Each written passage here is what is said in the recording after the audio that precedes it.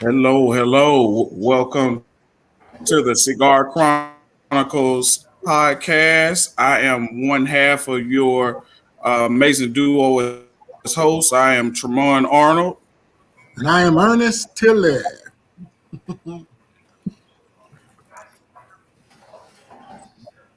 All right. And today we have some very esteemed guests. Before we get to the guests, we definitely want to give a shout out to BS3 Network for the opportunity to host and have this platform, as well as Roku TV and all of our podcast affiliates.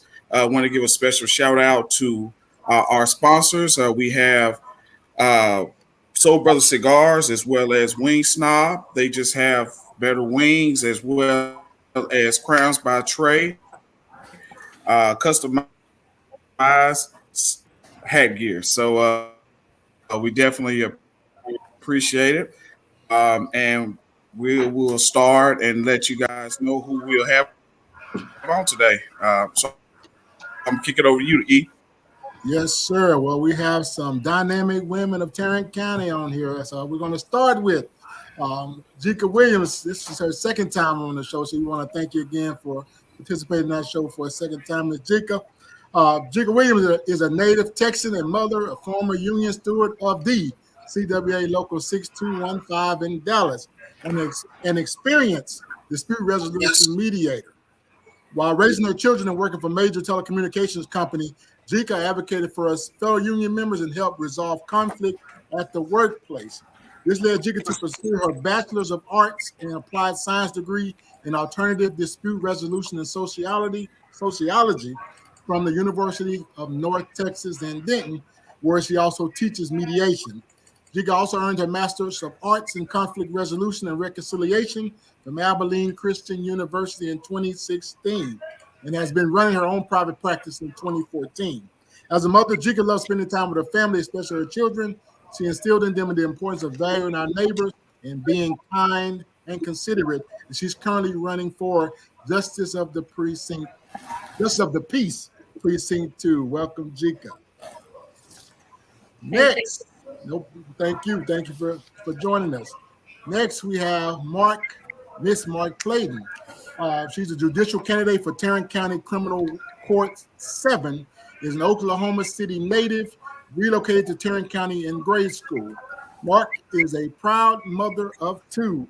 She attended the University of Oklahoma, where she received a Bachelor of Arts in mathematics. Mark worked as a senior pension analyst before she decided to go to law school. She received her Juris Doctorate degree from Texas A&M University School of Law.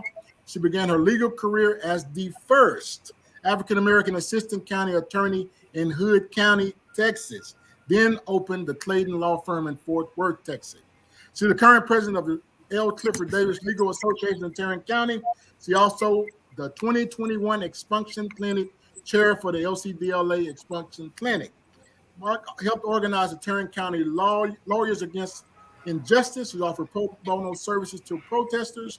She's an active member of Alpha Kappa Alpha Sorority Incorporated, Xi Theta Omega chapter in Arlington, Texas, where she serves as treasurer.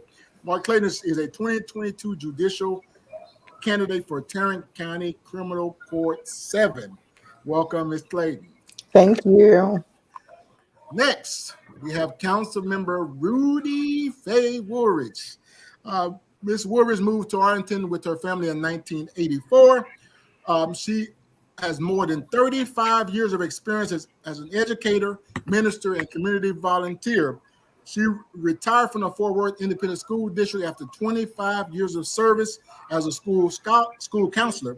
Previously taught government and Texas history and American history at Workman Junior High School and Arlington Independent School District. Ruby was employed as an administrator for a Fortune 500 company. She featured in the book titled Bloodline, a dynastical history of Blacks in Fort Worth and Tarrant County. For 19 years, Ruby served as a senior associate pastor at Arlington's Grace United Methodist Church. She is also an ordained elder at the Potter's House of Dallas. Ruby also has been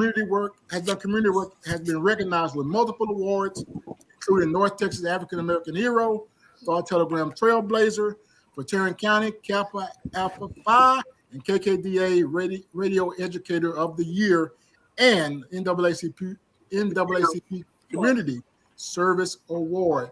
She's also running for re-election for City Council District 6. Thank you for joining us, Ms. Woolridge. No, I'm not.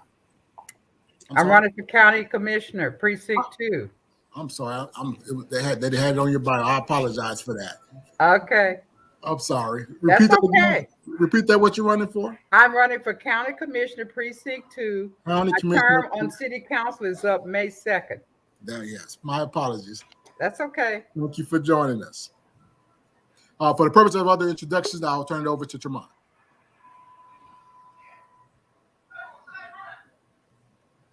Is he here? Did we lose him? Oh, there he goes.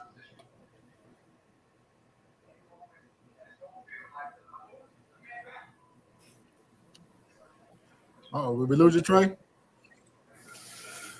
Look at here. I look like I'm starting to be a fatality of this weather change. I complete the introduction. You want to go ahead? But yeah. So you say you've already completed them? Yes, sir. Okay. All right. Well, we definitely approve. Can I just add that I am also a member of Xi Theta Omega chapter of Alpha Sorority Incorporated. Yes, and I'm a native Oklahoman. I'm an Okie from Muskogee. How about that? Yes, indeed. I didn't get to yours, Tremont, as far as your introduction.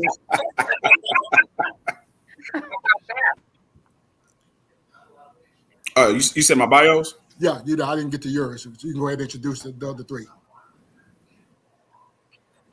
Okay, no problem. So Crystal Gayton, she's the managing partner of the law office of Crystal L. Gayton in Fort Worth. She firmly believes that service to her community is the core to leadership. She's an active member of Delta Sigma Theta sorority, and Crystal is a candidate for the 324th District Court in Tarrant County. So we definitely appreciate you for being on the podcast, Ms. Gayton. Thank you for having me. Next we have Miss Ebony Turner. Ebony Turner and next we have Miss Ebony Turner. Miss Ebony Turner is passionate about taking her commitment to public service to the next level and will continue to advocate for those involved in family violence, human trafficking, and those that may have mental health issues. Ebony is a candidate for judge of Tarrant County Criminal Court number 6. We definitely appreciate you being on the podcast, Miss Ebony Turner. Thank you for having me. All right. So what we're going to do, as far as just with the questions, we'll ask the questions with us having such an esteemed panel and such a number. You can kind of jump in and just jump in and feel free to answer the questions at your own cognizance. So I'll start off with this. What inspires you today? So when you wake up in the morning, what is your inspiration on moving forward, and what inspires you?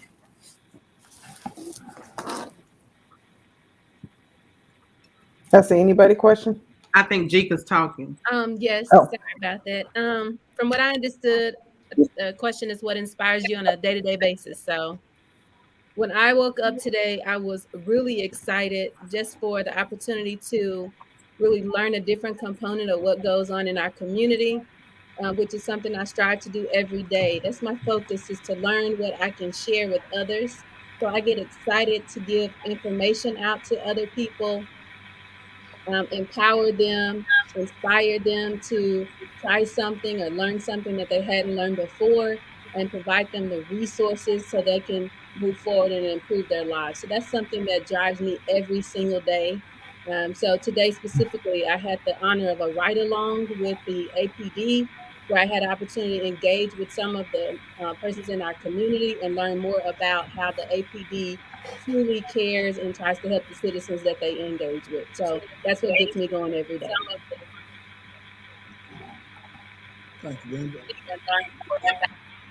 Anybody else like to chime in? I'll jump in there. Okay. What gets me going to do my work is my clients, the people that I am benefiting or being beneficial to each and every day. And then just seeing our interactions in court, how things are proceeding or going through the court system is really what has inspired me to make this run. And so, yeah, I'd have to say the people that I'm working with every day. I'll jump in real quick and just say my inspiration is definitely our younger generation, our youth that look up to our movement, the youth that are seeing, an African American woman that, looks like them, possibly with the same dynamics and exposures that they have. And so that pushes me every day, knowing that the decisions that I make have an impact on our youth. And putting definitely putting yourself as an example to many in every decision that is being made. What about you, Miss Ebony? I would say my children are my huge inspiration. Just waking up every day, trying to do something that will make the world a better place for them. I am a mom of a son with Down syndrome. And so just always being able to be an advocate for him specifically, as well as other people's children who have special needs, I feel like is one of the things that I'm called to do when God placed that on us. I always said I knew that it was for a reason, and it was so that we wouldn't just keep it to ourselves. Whatever blessings that He bestowed upon us, because my Isaiah is definitely a blessing, that we would then use that for other people. So it's not just for us to keep; it's for us every day, and for others. Good. Miss Ruby. Yes, I wake up every morning excited about an opportunity to serve. The thing that I love to do, and I was sharing with you all prior to the podcast starting, I like to be able to make a difference and help in others' lives, just like the lady this evening. I felt completely like I had finished my day's work because I was able to get something finished for her that she'd been struggling with for a while. And so to be able to get some help for someone makes me feel like I've accomplished the goal that I set out that day, because I've changed a life by just taking the time to do something that made a difference. So that was awesome for me. I felt really good about the day because I got something done for somebody else. Good deal. And just for also, we have Miss Tracy Scott on. So for the purpose of introduction, I'm gonna pass to Tremont for introduction of Miss Tracy Scott, and he'll address that question to you also, Miss Tracy.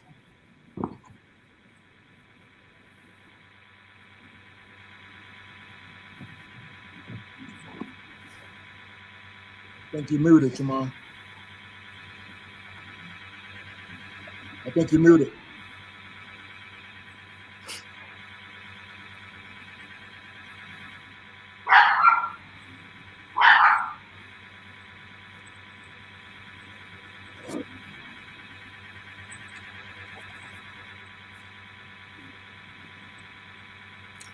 All right. Tracy Scott. Tracy Scott has spent over 30 years in public service.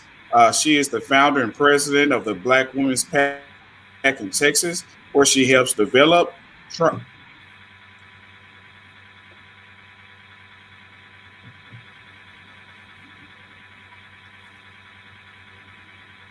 believe Tremont's having some technical issues, so I do apologize for that, Miss Tracy. So when he's able to get back on, you there? Is that good? Yeah, you were breaking up. I'm sorry.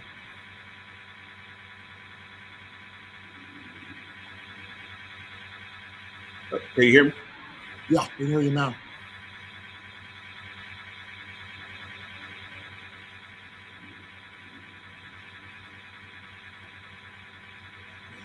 Again, we do. All right, is that better? Yeah, it's better now.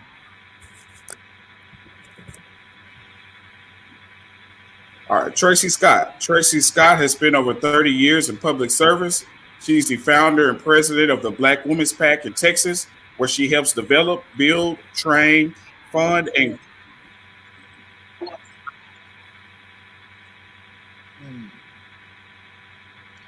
Yeah, I'm not sure. I'm not sure what's going on. I do apologize again. Ms. Fraser, once we get his technical issue addressed, the initial question that we were asking all the ladies was, what when you got this morning, what inspired you? When I got up this morning, what inspired me? Yes, ma'am. I'm a sunshine girl. So every morning I'm inspired. When I get up, I open all the blinds. And, that gets me moving. That that just starts my day and makes me feel alive and present and loved.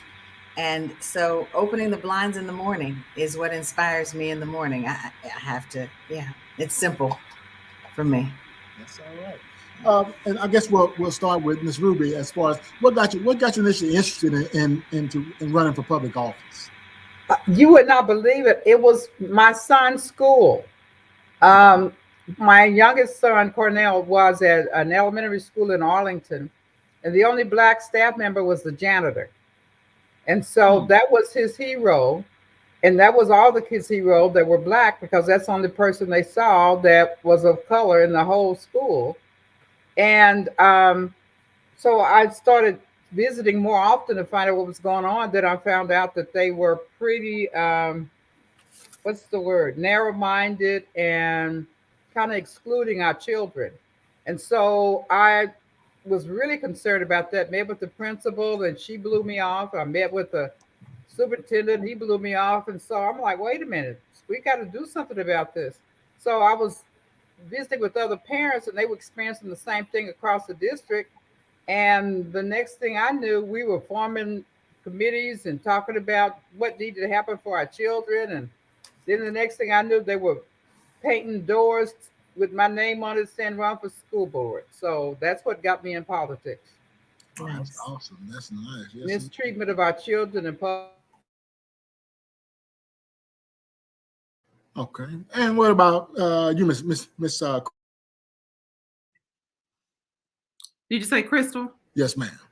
Okay, so politics has never been a dream of mine at all. I was going to be just fine being an attorney, but oftentimes, I guess, like with Miss Ruby, you get pushed into it because something instrumental.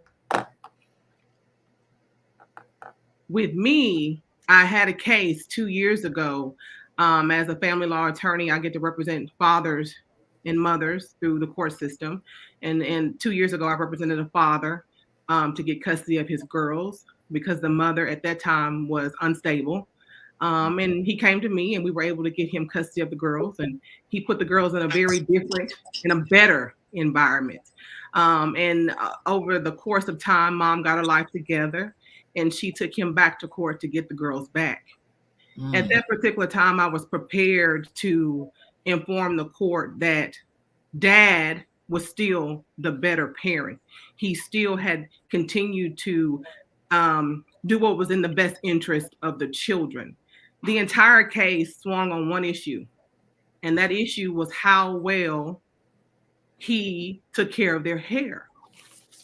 He would braid their hair up, keep it braided up for 2 weeks, and he'd take it down, he'd wash it, he'd condition it, and he'd braid it back up. And he'd keep it like that for 2 weeks and take it down and wash it and condition it.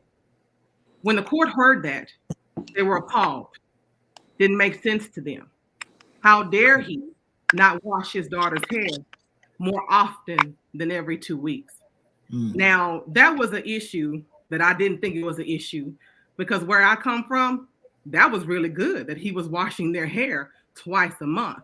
It was a cultural issue. And the fact of the matter, I had to make an argument and switch my whole case around to influence this court that what he was doing was normal. In fact, there was no issue. There shouldn't have been any concern. But of course, the court was concerned because the court was not familiar with that practice or with something that, is just part of what we know growing up, our nature. I mean, Black women don't wash their hair that often.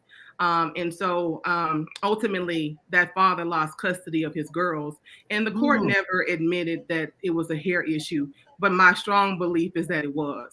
And as I sat there in that moment, I thought, how many other cases is this impacting? How many other cases are going through our court system and they're having to argue issues that the court would never understand? And so at that particular point, that was a pivotal moment in my career where I decided that there needed to be a change in our judicial structure in Tarrant County. And again, that was 2 years ago. I'm running for a court that is an open seat, and I'm hoping that I can bring the change that Tarrant County so desperately needs in our court system. Oh, wow. Thank you for that, Miss Crystal. Miss Scott. Yes. So I, along with Crystal, never thought that I would run. I am definitely interested in politics and interested back in 1999, back in the day. I began working for an at-large city council member in Houston, and that was life-changing for me because the experience of learning, city services and an elected official, managed the budget, and the budget was, astronomical, these numbers, and then the influence of political conversations. And, what a politician says is what moves people, and they get to decide on which side of the coin they flip, the conversation and how they structure it. And I just thought that was powerful and impactful. And it, someone had to be, or at least I wanted to be a part of that process where it was for, used for good. Your powers are used for good and not for bad. My mom was a part of the community college yearbook club and the student body government in Cleveland, Ohio. My grandmother collected poll tax and, walked up the street and encouraged everybody to vote on our way to a shack that looks like an outhouse at the end of the block. And I remember those things. I remember, my grandmother, I don't remember poll taxing, but I remember her going to the corner, into this little shack and trying to figure that out. And my mom, she was grooving and moving, she had colored sunglasses and hot pants on, and, she was going out to, get people to go vote and, be a part of the, civil rights movement and all of that kind of stuff. And I just thought that was, that was an exciting time for her. And that also encouraged me to be a part of this. Perfect. Good. That's great. Very, very good. Thank you. Thank you, Miss Scott. Miss Turner.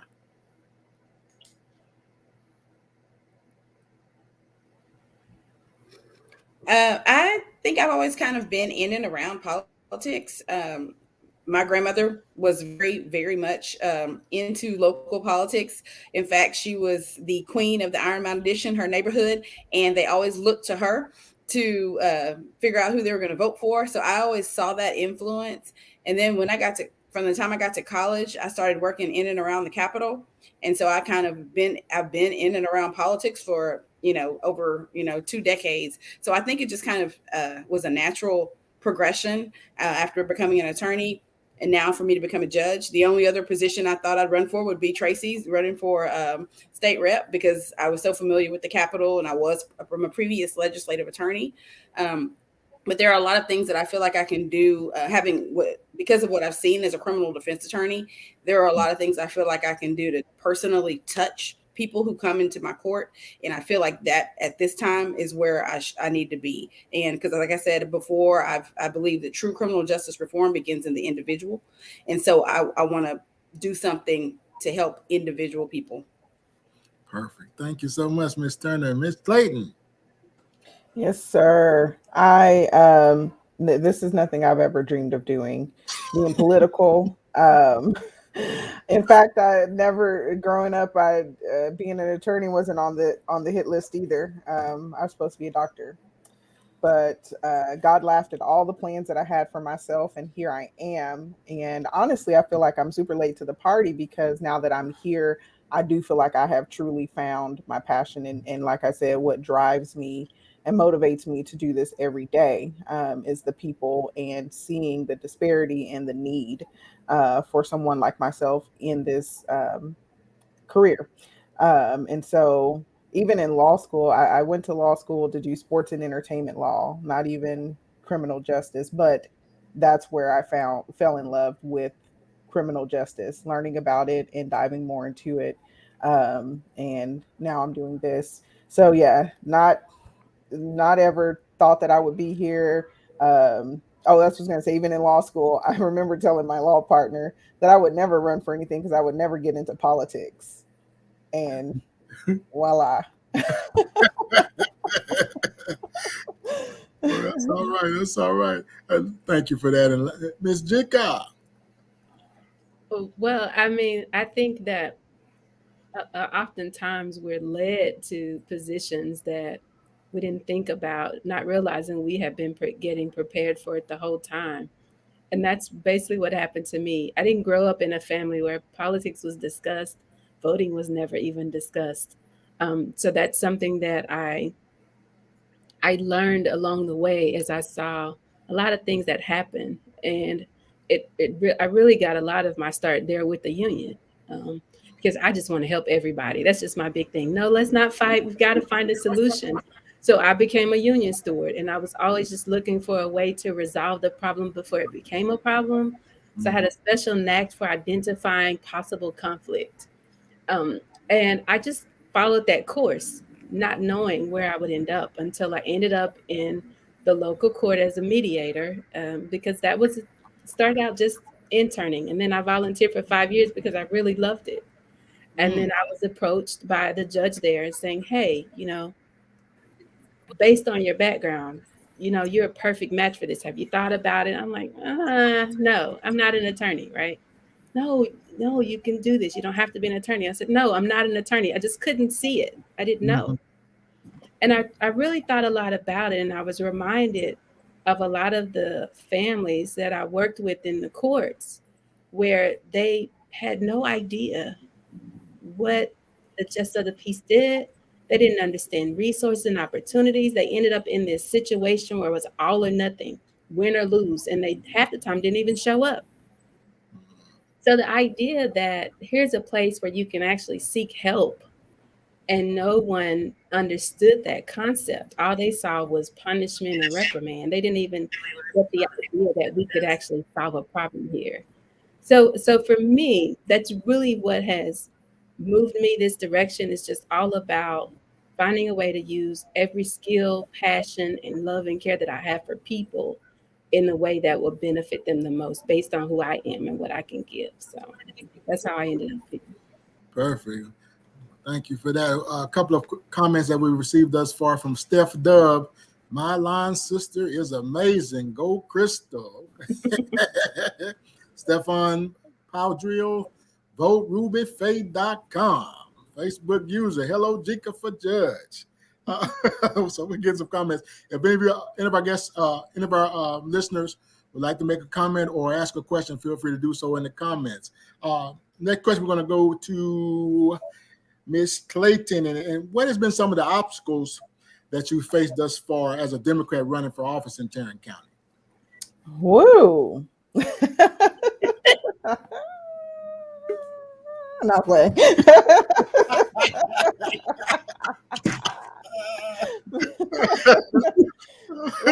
It's a lot of work. Let me tell you, it's a lot of work. I don't think it's anything I could have imagined it would be or could have thought of how exactly to do this. It's my first time running for anything ever. Again, like I said, even in law school, I wanted to avoid politics because you just hear about the messy and the, it gets nasty and this and that. But I would say the most difficult part so far for me is learning how to reach the masses. Tarrant County is huge, 2.1 million people.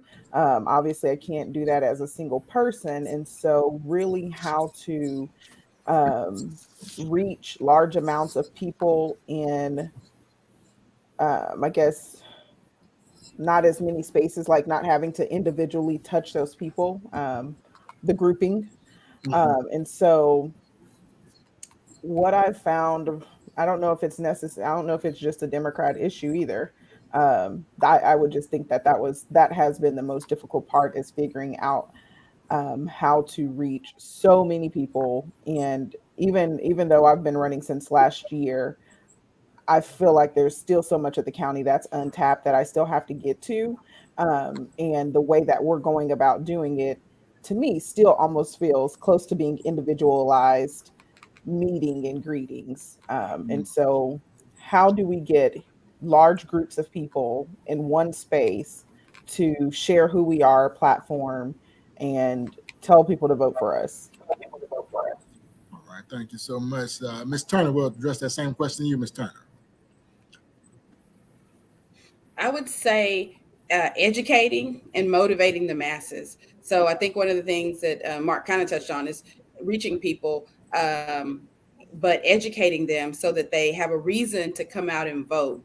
If you're looking at this panel, you can see that we've got some reasons to come out and vote this time in Tarrant County. And so I think just getting that knowledge out to people, because there are so many that need that information. We still run into people all day, every day, who say they don't know that an election is happening. That's the first thing. They don't know if they can vote in the election because we have numbers attached to our judicial benches. They don't know if they can vote for us because, so we've just been educating people that, hey, this is a countywide race. Yes, you can vote. Yes, there is an election coming up. Here are the dates. Be sure you're registered. And just so it's been that's been the biggest challenge, I think, so far. I agree with you 100%. Knowledge is power. If I may really quick, yes.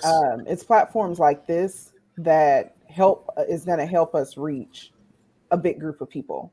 So how many ever is going to watch this and then it's going to be on your page? More people will come back and watch it. And that's a way to reach a large amount of people. And so being offered more opportunities to do something like this in different communities or on different scales or, different audiences is amazing. So thank you for this opportunity, because this is one of the ways that we can reach a mass amount of people in one sitting. Thank you. We appreciate that. Appreciate that. Ms. Woolridge. I think you're muted.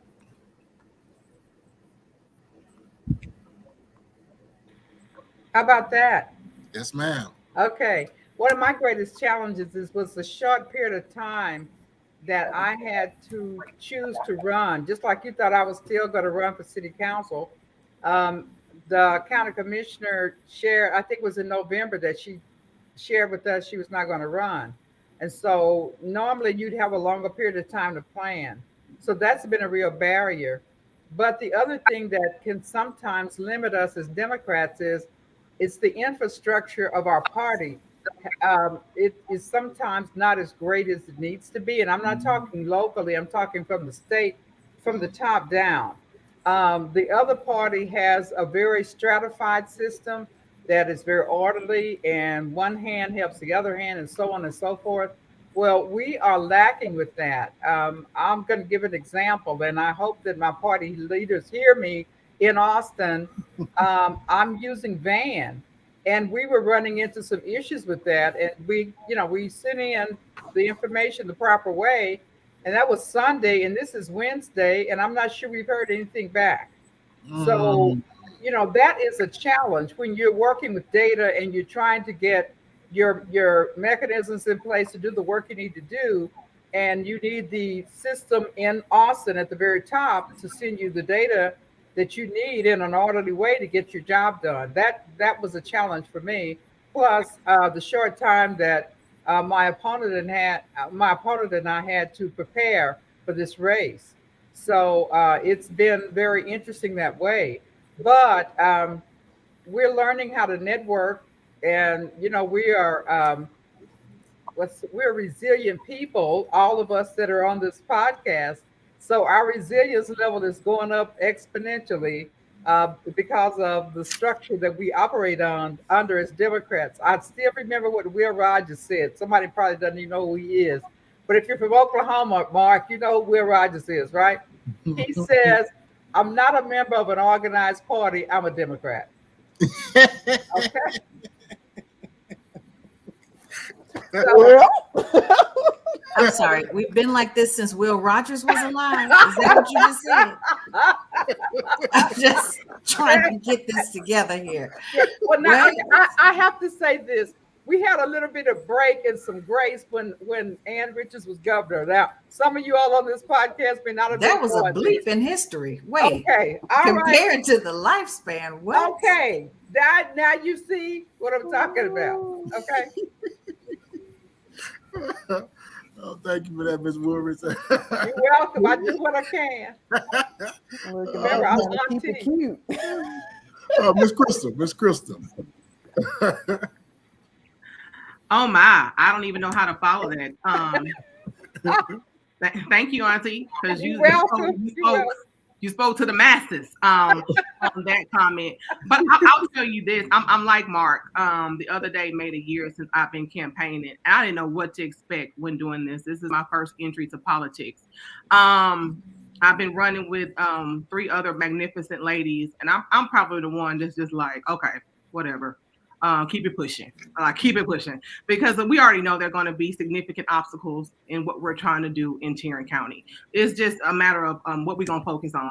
And what we're focusing on right now is educating. What we're focusing on is meeting the need where we see it is necessary. So I couldn't necessarily pinpoint anything specific other than what Mark, Ebony, and Ruby done already touched on. Is, you know, we just need a turnout in November. We just need a turnout in November. What it boils down to. That's it. Miss Tracy. I've actually been making a list so that I can recap.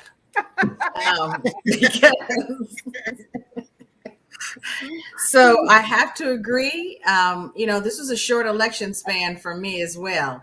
The maps were finalized in November. So all of a sudden it becomes, all right, who's going to run? Let's go. And, so now here we are. I'll also have to agree, visibility. How do we make it across? We've had inclement weather. We've had the holidays. We've got COVID.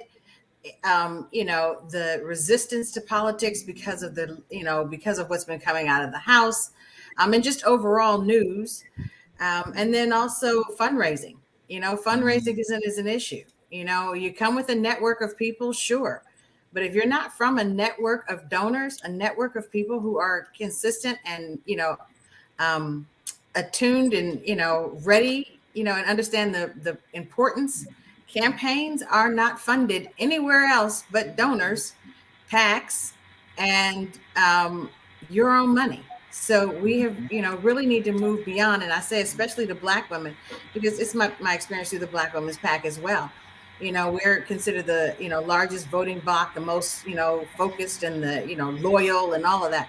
We've got to move beyond that description. The next step is being focused and loyal donors to campaigns and helping, shape our own elections. And then I go with infrastructure too. We've got, this candidate staff and, the staff and the party and, everybody seems like they're restructuring what they're doing. And we've been doing this for a long time. And now you've let me know we're all the way back to Will Rogers with that statement, which is, I'm still trying to wrap my head around that. But yeah, infrastructure, we've got an infrastructure issue. So we honestly have, we've got some work to do. And again, yes, the other party, the Republicans, they scream madness and their followers go straight to the polls, Yes. They scream madness and they write those checks. And, it's just well-funded and, organized in a, vicious and, kind of offbeat way. But if we could just follow that and have common sense, government and, continue to be Democrats, I think we'd be a lot better off. That was some great points. Somebody just noted that in Facebook. You're another great point, Tracy. That's exactly it. Ms. Jacob. Well, I too am coming up on my year, like for Tarrant. And for me, it's honestly just been trying to maneuver the processes. And that includes everything, right? Mm-hmm. The processes of filing and fundraising and who to see, who not to see. How do you connect? Who do you connect with? And I didn't aspire to be a politician. I still don't answer to that.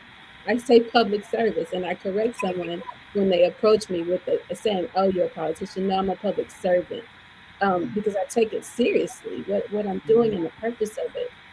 But I think that this process has been tedious, and the most difficult thing is trying to generate an excitement, because we know as Democrats we have to be emotionally charged to get anyone to do a lot as far as creating a passion and an interest and motivating them, not necessarily based on the sheer facts of being a Democrat. It's like you really have to get them excited and present something different and make a true one-on-one connection that they're willing to talk about.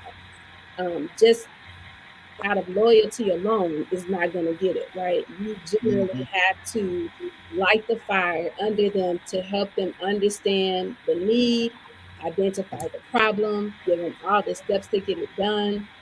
So that's something I can really appreciate for Tarrant. They're providing the education, and then I try to hang on their coattail and add some excitement and passion and interest and whatever I can do to just make all of us great as a party, as a people, to get people to see, okay, we are just like you, and we're trying to represent you and do what's fair and right for you, so they can just vote. And that's probably been the biggest challenge, to say, talking to them and they're going, like, come on, hey, this is what we're doing. Let's fight, let's win. So that's the thing for me. Good. I appreciate those responses from all of you ladies. We have Robin Johnson, who stated, "I appreciate all that you'll do. How can we let people know that these races are more important than the presidential races?" Any one of you can take that on if you like. Come to a Civics 101. For Tarrant host Civics 101. We have one coming up on February 7th at the Dock Bookshop in Fort Worth. Everybody should know the Dock Bookshop. If you haven't been there, you have to come. This is a Black-owned bookshop, and it's everything. But please come to a Civics 101. We break this all the way down from the top to the bottom, and we really hone in on Tarrant County's judicial system, and you will see exactly why these races are more important than when I say the presidential race is not important, but these are more important because these are the people that's going to touch and see and feel and affect your everyday life. So Civics 101, follow at For Tarrant on Facebook to keep up when we do them, but February 7th we will have one. So I'd like to add on to that. Yes, ma'am. So definitely understand the importance of how it affects your life. I think that's the Civics 101 piece, but we've also got to stop following the hype. Presidential elections, a lot of money is spent on presidential elections to be on television and radio and billboards and your mailbox, and that is a lot of hype and a lot of money that is put into it to get your attention. And then on the off years, there's us who don't have $1 million to create a hype. We are actually working in campaigning to provide services, immediate local services. So please attend the Civics 101 and then, get past the hype, actually pay attention to what's happening on the ground. Tracy, we had a question. Oh, I'm sorry, Miss Ruby, you want to add on to that? Yeah, I'm an old educator, so I got to have a mini lesson. Okay, a lot of people do not understand what the county commissioner court does. The county commissioner is just like your county mayor. Everybody can relate to a mayor in their city, where the county judge is the mayor, and the 4 county commissioners are your city council members. They relate just like them. We pass laws. And our main jobs are to be a safety net for the citizens in the county. We handle the county hospital. We're over the county courts. We're over the sheriff's department. We're over the county health department. And we're over John Peter Smith, which is immense. So we handle life issues, bread and butter, kitchen table issues every day for citizens, which is much more important than what Joe Biden does. But I'll say this: we take his money and we send it directly to you. How's that work for you? Oh, that's good. Yeah. Anybody else want to add on to that? I would just like to add that no, we are not running against Marvin Sutton or Deborah Peoples. Like Ms. Ruby said, that's a whole different area of law, of government. And so that's why it's super important that when you go to the races, to the polls, you're not just going to the polls. We want to make sure that you understand who and what you're voting for and what their roles are and how they impact your daily life. So county judge is completely different than county criminal court, 5, 6, and 7. And again, these are all Tarrant County races. So the 324th District Court is still a Tarrant County seat. Thank you for that clarification. Thank you so much. We had a question specifically from Ms. Tracy Scott, and that question was: as the Dems are in the minority in the state house, how do you see your role as an elected official? So, although we're not in the majority, we can still get things done. There is still, an opportunity to advocate for working families. There's still an opportunity to reach across the aisle and, make compromise, and then, just advocate for good legislation. So it's, we're not in the minority, but that doesn't mean that we're just absent from the process. So, yeah, that's what I think. Okay, and also Facebook user, we also live stream our civics on our Facebook for Tarrant page. New Civics 101, February 7th at 6 p.m. Bookshop. So somebody posted that on here. Well, thank y'all for posting that for our listeners and viewers. I guess we'll go back to some additional questions. And I guess it kind of goes back to the question someone asked previously. What do you think is going to be the biggest thing is going to create voter turnout for this upcoming primary number one and also for the November election? And we can start with, Ms. Jacob.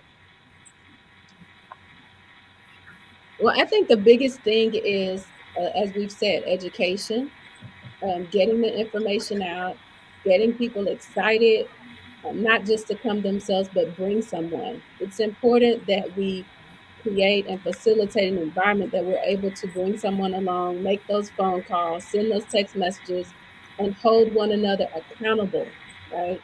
That's the biggest key, is holding one another accountable for voting and helping them understand that their vote is their voice. And it's difficult to really be as supportive when people aren't willing to vote.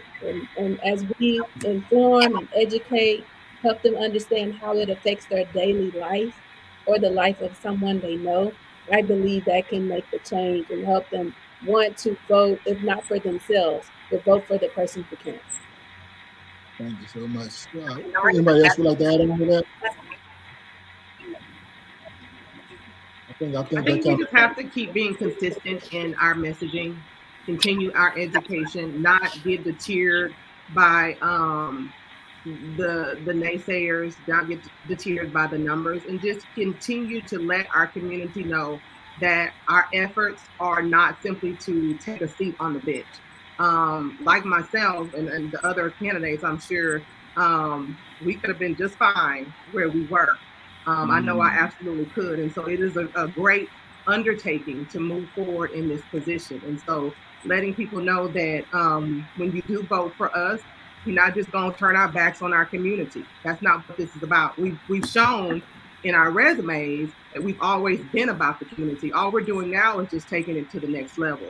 So continuing with our message, staying in the community, continuing to impact voters and show them that if you take a chance on voting for all of us, it is going to greatly and positively impact you and your family, everyone that you love and trust. So we're just going to keep doing what we've been doing. So can I just say something quickly? Yes, ma'am. How dare you? And whoever it is that says we are not qualified, how dare you? You have elected officials in office right now that are doing you a disservice, that have qualifications that you hold in high standing. So how dare you turn around and then say, and I'm not speaking about the person who actually said that. I just know that that's a common conversation that happens, and the audacity of you to say that, Black women are not qualified or don't have enough. And then let me just throw it out there. Who else is running? So I'm sorry, you're qualified. The people that you esteem to be qualified who are Black women, and I'm not trying to start no fights. I'm just saying. I wanted to chime in on that too. Because, go ahead, Mark. Yeah, that is a real thing. People, it feels like even in this campaign period, it feels like as a Black woman, I have to constantly put on my resume. I have to show you what I've done, who I am, what work I've done.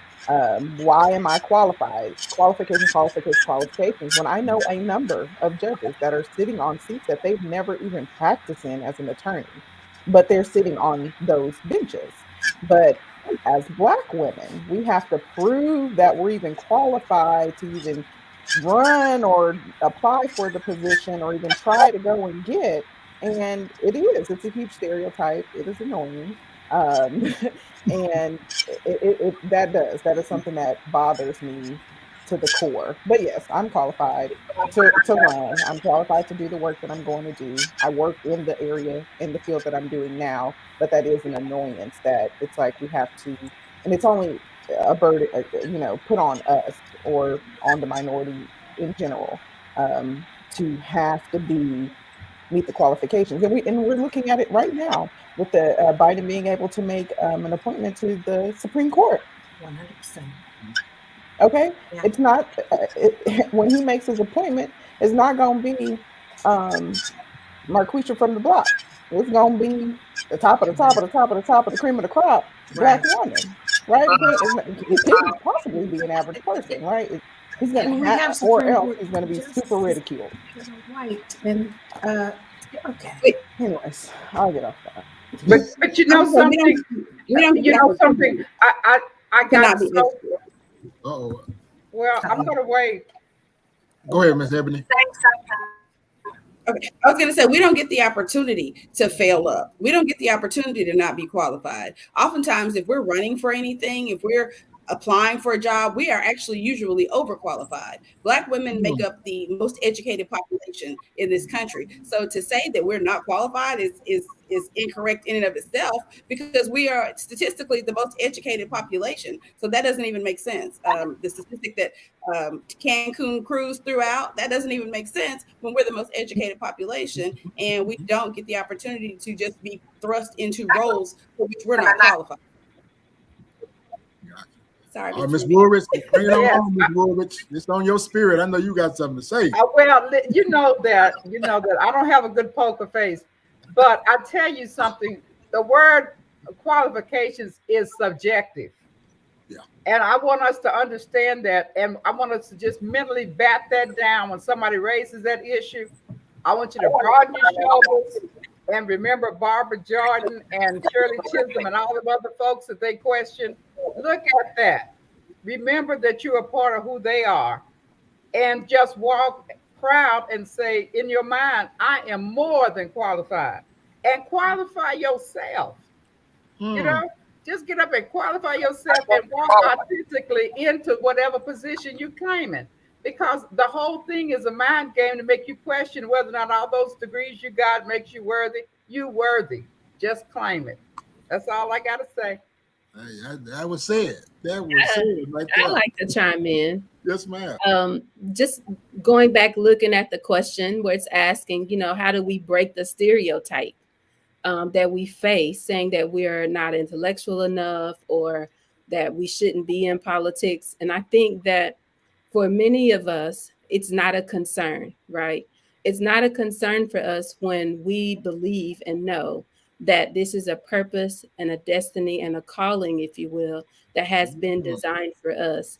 And because we are moving forward with the expertise, the education, the experiences, but most of all, the passion and the commitment and true love for the people, then intellectual abilities really doesn't come into a play as a concern for me, because I believe that I've already been equipped with everything that I need, and anything that I'm lacking, I'm willing to go out and learn it. I'm willing to ask questions and find out what the community needs and what the community wants, so that I can ensure that I have all of the tools and the knowledge to serve the people. So for me, my intellectual ability really doesn't come to mind, because I truly believe that I was designed and called for this purpose. There you have it. That's so nice. We can't keep up with these comments, so I nice. apologize, Facebook users that's commenting. I want to try to get those questions in. Robin Johnson, I am not happy with that. We already have to fight to show we can do the job. So we got, wait a minute. So when we get there, stop with the negative. I praise you, my queens. We also had Tracy Scott. You have been a huge advocate for helping Black women get elected and working to get past this barrier of not being qualified. Well said also, Mark Clayton. Goodness gracious. Amen to what Miss Ruby said. Well said. So, God, man, it seems like time has flew by. Goodness. Let me ask you one question. We kind of limit to maybe 30 seconds, if you would, please. We'll start with Ms. Clayton. What is your greatest political accomplishment to date? Political. Running for judge? I don't know. This is the only political thing that I've ever done. That's an accomplishment in itself. Okay, that sounds good to me. Good deal. Ms. Turner. I would say helping local candidates get elected. I'm the founder of Black Municipal Moms, 2,500 member Facebook group, but we're very politically active. We've held candidate forums, and we actually endorsed candidates last election cycle. So I'm very proud of that, and we're going to continue to do that as much as possible. It's a little tricky with me as a candidate, but we are still planning to help candidates get elected both locally and at the countywide level. Thank you so much. And Ms. Crystal. I'm with Mark. Running for judge, that is a feat in and of itself. I'm in private practice, and in the court that I'm running for, I handle cases to this day in front of that court, and will continue to do so until December 31st, 2022. So that is a very that's hard to do, and that is one of the reasons why you don't see many judicial candidates, because your practice hinges on how well you perform in court. And when you're running against the person who makes the decision on your cases, that's not too appealing. So just stepping out there, putting my hat in the ring is a huge accomplishment, in my opinion. Amen. Amen. Ms. Jacob. Politically, I would say before now, it would probably be tied to being a union steward. I know that's traditionally not seen as a political position per se, but as Ernest, as you know, we do have to play our cards strategically, right, in order to ensure that we are really advocating for the group of people. I participated in that 4-day strike, and I was driving around blowing my horn obnoxiously during the lunch hour in downtown Dallas. So that is a political move in a sense, because we're trying to bring attention to a purpose and a cause. And that's the same thing that we're doing now and today, so that we can turn Tarrant County blue, that we can get people in office that look like the communities we represent, which is so very important to ensure that we have a fair chance to move forward in a healthy fashion in our lives. So I'm excited and I'm dedicated to continue that movement throughout this campaign. Thank you so much. Ms. Woolridge. Well, my greatest accomplishment thus far is many. I don't want to labor, the time, but one thing I'm real proud of, and this is a throwback, was working with the community to get Martin Luther King's Day celebrated in Arlington, because there was a lot of pushback on the school district when we first brought it up in 1990. And so we got that going, and now it's one of the largest ones in the nation. And my second political accomplishment is winning city council in 2020 and sending out no mail and being an underdog and facing a man who had the city council, the school board, the chamber of commerce, lottie-dottie, everybody, and all the money was against me. And I still won with more votes in the history of the city. And nobody else in the history of the city has ever gotten as many votes as we got, with no money and no backing, but by God's grace. So what can you say? That's something that's bigger than Ruby Faye. Wow, that's awesome. And Ms. Scott. So prior to running for office, I would say the Black Women's PAC. I can still say the Black Women's PAC. I'm really proud of, starting the Black Women's PAC. And then there's been a number of PACs that have started after we launched in 2018. So I'm really excited that our leadership fostered so many others to be able to do this as well and advocate for Black women and help more Black women get elected. And the next is putting my name on the ballot. I mean, standing up to run for office is not for the faint at heart. It truly, it's exciting to see my name on the sign. It was on a T-shirt. I was like, whoa, look. And then you get to get, all of these questions and, how you look when you go to the grocery store and, everything changes about your life, So it is, I would say running for office, stepping out to start the Black Women's PAC and putting my name on the ballot to run for office. I think that, again, it's time for a new community. It's time for a different candidate. It's time for a different elected official. The community is crying out all the things that are happening in life that no one is paying attention to. Elected office has been more about business than it has been about community lately. It's definitely about limiting the freedom and resources that we need to sustain and survive. So, I applaud the ladies here. We are all community service oriented. We all want to advocate and help families live better lives. And, and honestly, not just as political jargon, but to be honest about it, truthful from our hearts. So, thank you, ladies. Thank you. Thank you, ladies. And one Facebook user did want to state that, thank you, Ms. Jika, for answering the question. The question was, how do you break the stereotype, and not that you ladies weren't qualified? So we want to just clarify that. Ms. Tracy went in on that question. Sorry, ma'am. You hit a hot spot. I'm so sorry, Ms. Robin. I apologize. I know. That was kind of, it kind of got me. I apologize, ma'am. One Facebook user said, good luck, ladies. It's great to see strong Black women taking a stand. So thank you for all that you're doing. And last question, well, not last question, but last thing I want to give each of you the opportunity is to let them know why they should vote for you. And we'll start with, let's start with you, Ms. Woolridge. Oh, fantastic. I am so excited to have a chance to share. I want to be your next county commissioner, precinct 2, because I've been in this county for more than 38 years, and I've served in the neighborhood capacity. I've created neighborhood associations. I've worked for North Texas Higher Education, worked with the Park Board, but I was elected to city council last year, and I learned that there's a lot of needs in all the cities in precinct 2.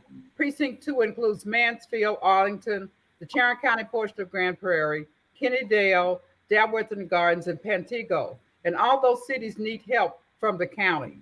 And as a county, commissioner with the city council background, I can stand up for those things. I'm meeting with mayors right now, and they're telling me what they need so I can go to work for them and bring those resources back to their city. I've been going to get things done since I was at that school when they were not taking care of our kids and not giving them the right treatment. I'll do the same thing when I get to county commissioner's court. I wish I had an elaborate speech to give, but all I know how to do is get up in the morning and go serve. So I want you all to send me to Tarrant County Commissioner's Court so I can get up in the morning and go serve you to the best of my ability. Thank you. That's all right. And also let us know how you can be reached. Oh, you can vote.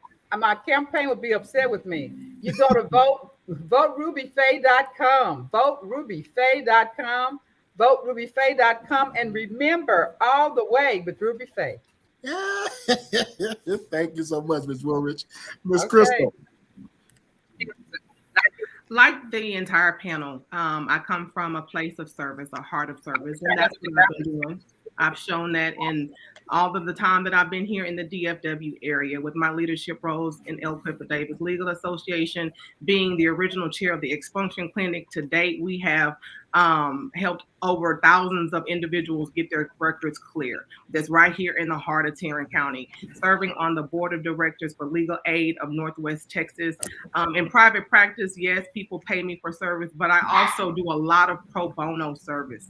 And so I say to you, why not give me an opportunity to stand where you would come into my court and you will receive compassion, you will receive fairness, and you will receive an understanding from a judge that has either been in the shoes that you've stood in, where you have experienced things that I probably have experienced too. And so it's about the relationships I built and just taking those relationships to the next level. I want to serve. I want to serve the community, and I'm asking for the opportunity to do so. Again, my name is Crystal Gayton. I'm running for the 324th District Court. That is a family law court. And when you do vote for me, you will be making a crystal clear choice. You can find me at Crystal for Judge on all platforms, www.crystalforjudge.com. Thank you for the opportunity. Thank you, Crystal. Thank you. Ms. Turner. Thank you again for allowing us this opportunity. People should vote for me because they will be getting a true community servant. They will be getting a judge that is committed to effective judgments, committed to not just locking people up without looking at their background, committed a judge that is committed to people with mental health issues, people with disabilities, to helping people with drug and alcohol addictions. They'll be getting a judge who is committed to reducing taxpayer dollars. By running an efficient court system, as I've been able to handle thousands of cases successfully throughout my career. So that's what you'll be getting when you vote for Ebony for Judge. You can reach me on all social media platforms at Ebony for Judge. My website is www.ebonyforjudge.com. I look forward to your support in March and in November. Thank you. Thank you, Ms. Turner. Ms. Clayton. Yes, sir. Thank you. So a vote for me would be a vote in the right direction. You would be providing an opportunity to have someone represent you, a person who is community conscious and who has shown that I have a track record of serving my community. And it may sound redundant, but it is true. And my run is to take my service to the next level. I want to be the diversity that Tarrant County needs on these criminal, especially in the criminal courts, to be able to ensure that there's someone there that actually cares about the people that come into the court and that's going to show them respect and dignity. They're also going to educate or ensure that they are aware of opportunities and resources and programs that are available to the court so that we could be a source of help to the individuals that come through in hopes of lowering the repeat offender rate. You will also be voting for a judge who is committed to reducing jail population and reducing the number of incarcerations for low-level misdemeanors. And a judge who is truly just dedicated to serving the people of Tarrant County. So please help me make my mark on Tarrant County in 2022 by voting for me in the primary. And we do need your vote in the primary, even though I don't have a primary opponent, because we have to show that we got the numbers to elect us in November. So keep me on the ballot in March. Put me in my seat November the 8th. Thank you.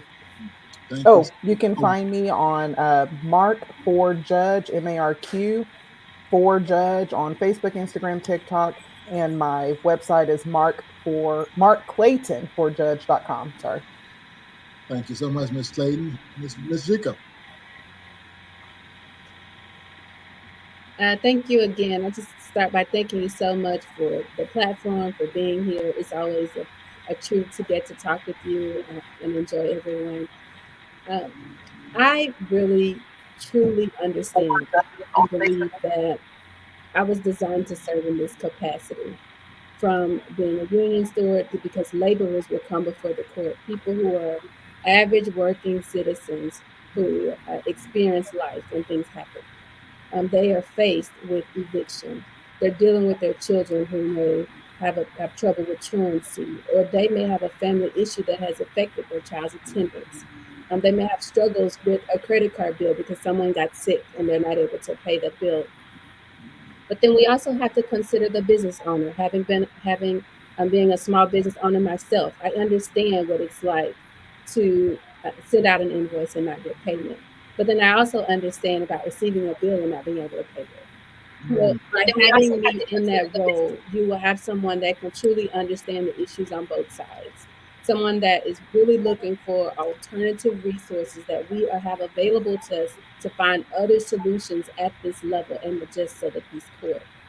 Helping families that are dealing with those mental health issues, because I have experience and an associate degree dealing with mental health issues. So I can honestly say every part of my life, my career, my education matches the role and the areas of just so the peace. So by voting for me, a vote for Jika is really indeed a vote for justice, a vote for your voice to be heard, and a vote to have the opportunity to have someone there, just like your car insurance would serve you just in case you need it. You wouldn't have trust and know that you have a just so the peace there in case you need me or someone you know needs me. So please vote for me, Jika for Judge. It's in the comments, and I look forward to seeing you at the polls. Thank you, Miss Jika. And last but not least, Miss Scott. Oh, thank you. So I want to start by answering Robin's question appropriately. And to be honest with you, the stereotype is it's on the person who hosts the stereotype. You know, it's trust. So it's the onus of that stereotype is on the person who is, you know, acting out in that way or who is thinking that. But for me, voters, I'm Tracy Scott. I'm running for Texas House District 92. And voters are seeking a change from the status quo candidate. The business of the state is working against working families. My district is comprised primarily of working families. That is who I am. That's who my family is. It's just my 30-year career has been as a community advocate, a political advocate who relates to voters. I have an 8-year career in healthcare and municipal government, working with small businesses as a resource connector and a community connector, government services, and operational assistance. I understand the impact and the importance of legislation. We lack professional advocates, women, Democrats, and mothers in the Texas House. I am the candidate for House District 92.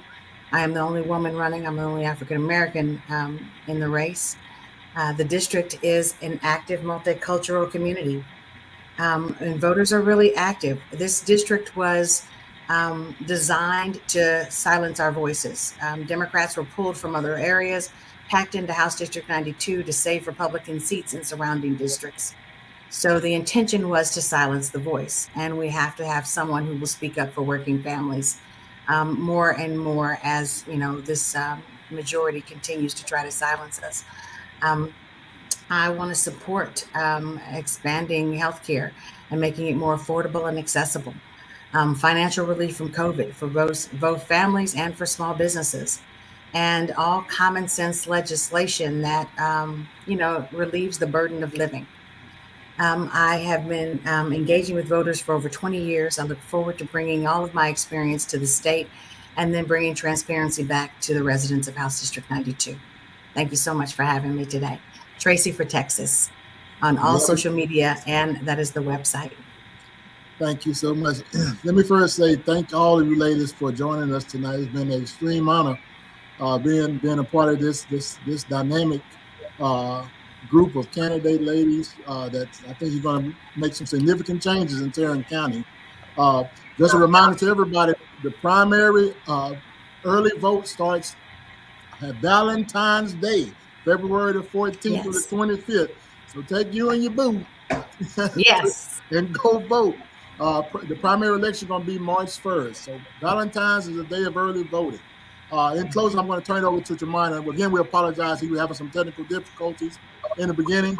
I'm going to lean over to him to close us out. Ladies, please remain on after we close. May I make an announcement? Thank you. Oh, yes, ma'am. You so much for you, Queen. Okay.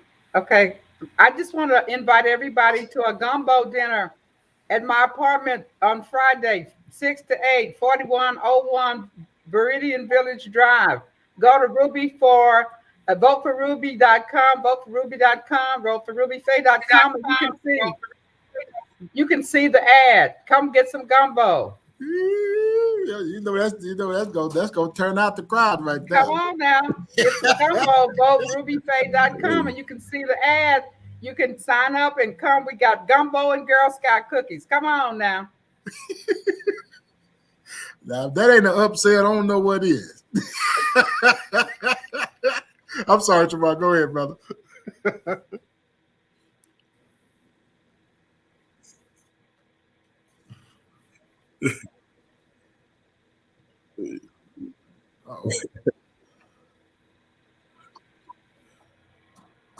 got thrown off by that gumbo. Yeah, you done messed him up with that Man, gumbo. He can't even talk. I can't vote in Tarrant County. I want to vote in Tarrant County now.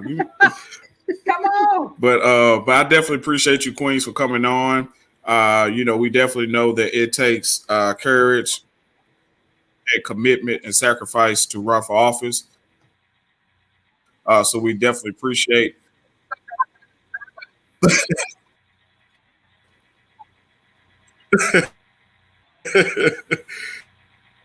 Yeah.